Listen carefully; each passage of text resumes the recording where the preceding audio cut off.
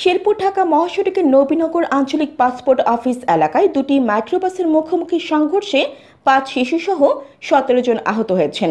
এর মধ্যে ১৩ জনের অবস্থা আশঙ্কাজনক। সোমবার ভোর সোয়া ৫টার দিকে এই দুর্ঘটনা ঘটে।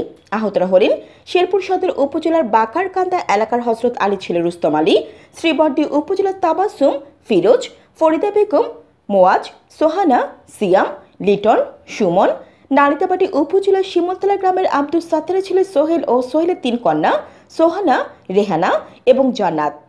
বাকিদের পরিচয় এই রিপোর্ট লেখা পর্যন্ত পাওয়া যায়নি। স্থানীয় সূত্র জানায়, ভোর সোয়া ৫টার দিকে শহরের নবীনগর আঞ্চলিক পাসপোর্ট অফিসের পাশে বিকট শব্দে দুটি মাইক্রোবাসের মুখোমুখি সংঘর্ষ হয়। এ সময় মাইক্রোবাস দুটি দুমড়ে মুচড়ে যায়।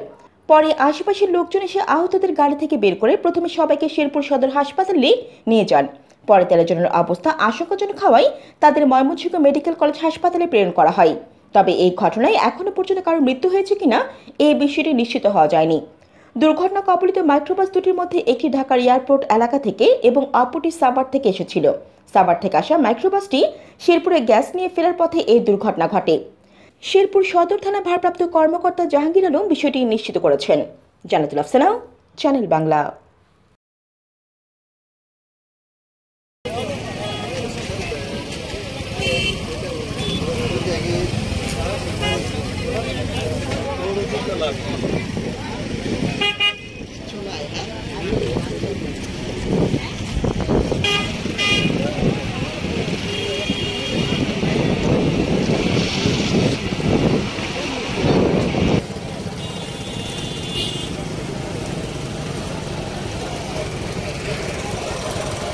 Mas